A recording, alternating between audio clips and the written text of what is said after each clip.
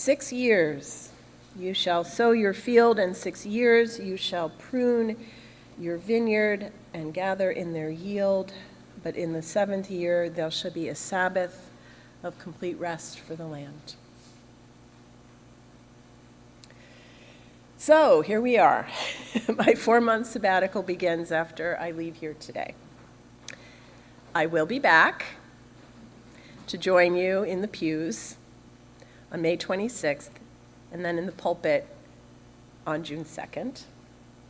And I suspect the time will go by pretty quickly, because this is a busy congregation and we have prepared well. Reverend Russ, aka Sarah, one, is here to lead some of the worship services and support the worship committee in hosting others. We have a couple of guest preachers lined up, as well as members of the congregation who will be stepping into the pulpit. Russ will also be working with the standing committee on some big picture questions for you to consider as part of your sabbatical time. Brian Snow, aka Sarah 2, will supervise the pastoral care and service team and coordinate with them and with Russ to provide pastoral care as needed. And Dolores, Sarah number 3, will serve as supervisor of staff and keep an eye on some of the administrative details. And Neil, chair of our standing committee, and the whole standing committee will continue their good leadership and stewardship of the congregation. All will be well.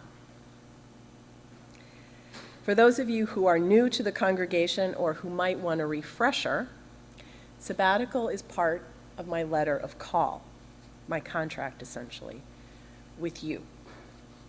I earn 1 month of sabbatical time for every year I serve and can take up to 6 months at a time. And I have to serve at least 5 years in the pulpit between each sabbatical. It's a lot of math, but it's there. Couple other things to know. We cannot use sabbatical as a time to end our shared ministry. In other words, I can't use sabbatical to find another job, and you can't use it to find another minister, okay? It's true, it's written. And I also commit to staying at least 1 year after I return. So yes, I will be back. And this is my 3rd sabbatical, so we've done this before. And we know the benefits to both you and me. Back whenever it was in my first sabbatical, which is a long time ago now, must have been, 2008-ish? I was very reluctant to go because I loved serving as your minister then as much as I do now, and I didn't want to be away for 3 months. I was kvetching about it a bit when 2 wise women in the congregation pulled me aside to share their thoughts. Sally Seekings told me she wanted me to be the minister here for a long time, and offering sabbatical was a way to make sure that I didn't burn out. Carlene Merrill, honest as ever, said, "For heaven's sakes, Ellen, this is a gift we're giving you. We'll still be here when you go back. When you get back, be gracious and go away."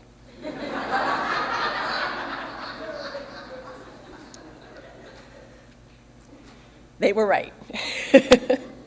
I love you all. I love serving this congregation, and I understand ministry to be a sacred trust, and I take it very seriously. It's much more than a job. It is a calling, a vocation. And it's not something that I can just put down when I go home in the evening, or when it's my day off, or even when I am on vacation. I'm always on call. I'm always the minister. Even when another colleague is covering for me, I've had to come back more than once during vacation to deal with something. I treasure our congregational polity, and I understand my ministry to be served in collaboration with the lay leadership and the membership of the congregation. And I also know that you called me to be the minister, to be the one who thinks about and imagines and holds the congregation all the time, because you are all busy with your real lives and cannot make First Parish your 24/7 job. Someone needs to be that person in the center of the web, and that's me. And yet, I keep in mind that I serve as your minister. You are not my congregation, for the congregation belongs to you, or really, it belongs to our covenant. Sabbatical is important because it reminds us of this larger truth. I am not the first minister of First Parish. You can go out back and see some of the others. Nor will I be the last if our shared stewardship of this congregation continues to be lived faithfully. I'm not even nearly the longest serving minister. Reverend Fisk lasted 60 years, God bless him. And was paid in firewood, by the way. And I know that several of my other predecessors had longer ministries as well. The longer I serve here, the more I become the holder of institutional knowledge, and it becomes easy for you to rely on me and for me just to do it. This became particularly true during COVID.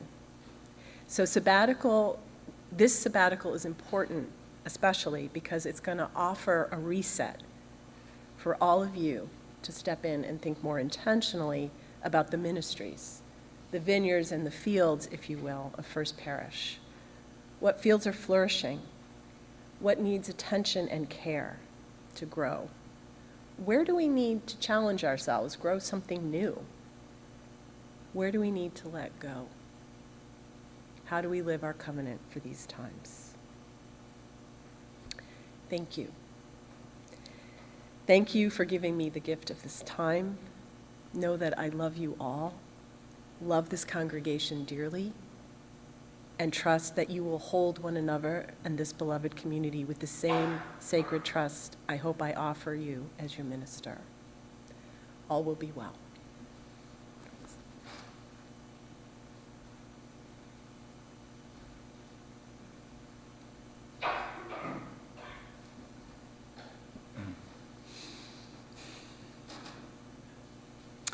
Sabbatical, like Sabbath, comes from the Hebrew word Shabbat, means rest.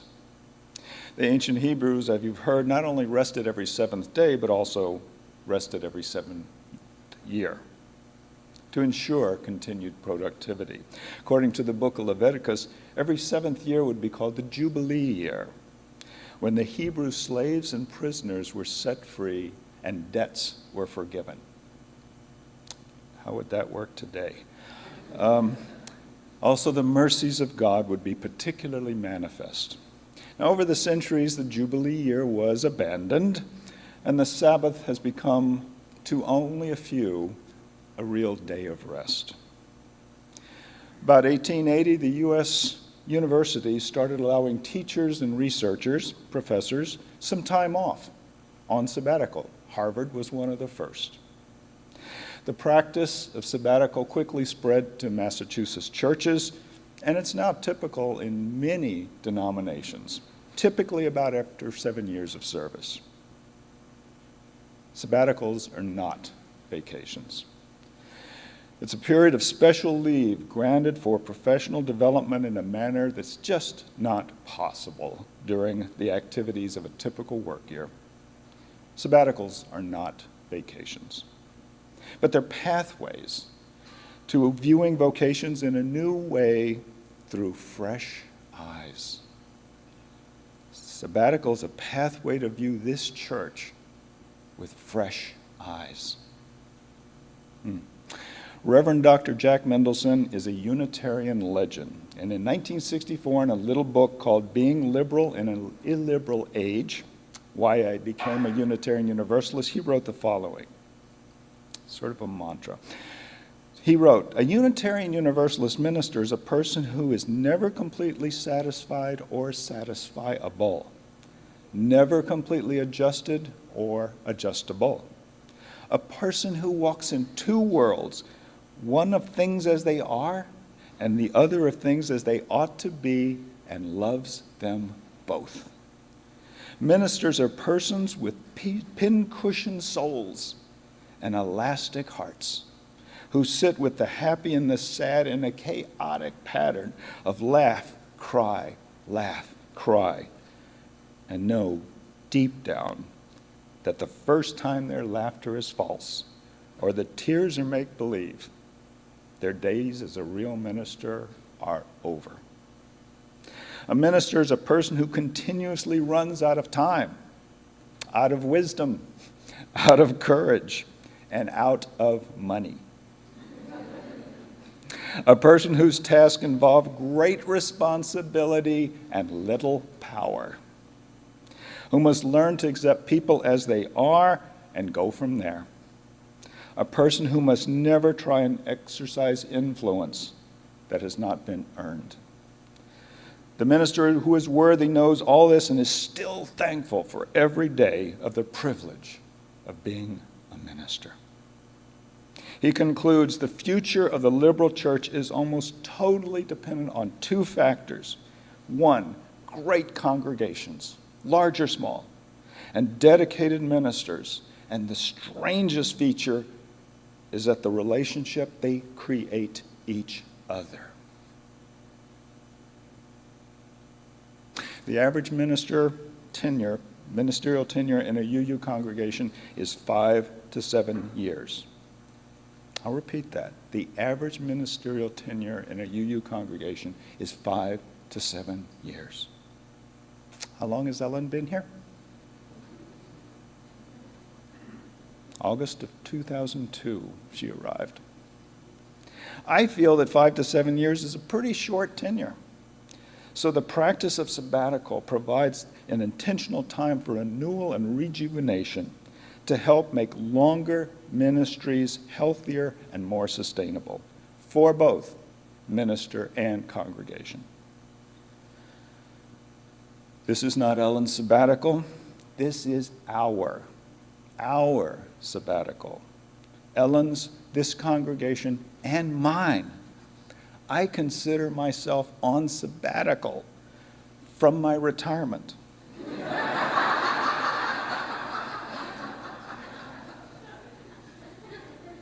This is our sabbatical. But why now? Things are, I've been reading the newsletter all these years. Things are going great here.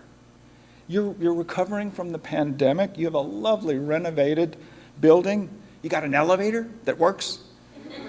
You've got 6 new bathrooms. Everything and everyone seems to be doing just fine. So why now? Why a sabbatical now? I'll answer that with an excerpt from the book The Artist's Way by Julia Cameron. She writes, "In order to create, we must draw from our inner well. The inner well, an artistic reservoir, is ideally like a well-stocked trout pond. We've got big fish, little fish, fat fish, skinny fish, an abundance of artistic fish to fry. As artists, we must realize that we have to maintain this artistic ecosystem. If we don't give some attention to the upkeep, our well is apt to become depleted, stagnant, or blocked. Any extended period of work draws heavily on our artistic well. As artists, we must learn to be self-nourishing. We must become alert to consciously replenish or create resources as we draw from them, to restock the trout pond, so to speak, to fill the well. When things are going great, this is because the well has been drawn down. When things are going great is not the time to continue drawing from the well, but a time to refill it." Worth repeating. When things are going great, it's not the time to continue drawing down from the well, a time to fill it. So here's the question. What can happen over the next 4 months? Well, what happens for Ellen is up to Ellen.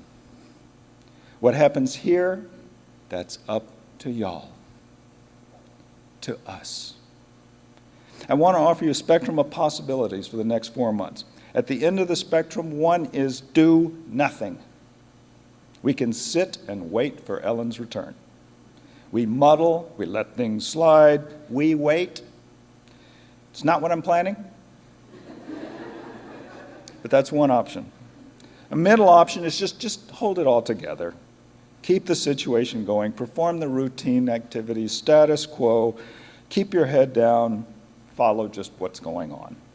And the third possibility, my favorite, discussions, discernment, deliberation to initiate the beginnings of desired changes. But what are desired changes? Well, if you've ever worked with UUs together, you know how hard that is. To agree upon anything, defining your desired changes may take longer than 4 months, but you can start now. This is the hard work of breaking out of your routines, of church life, and going into sabbatical. This is our time, your time, to ask big questions. This is a time for pondering and thinking about First Parish. What is your desired state? This is the time to fill the well. If we hang together, work together, walk together, this will be a win-win sabbatical time. May it be so. Amen, and blessed be.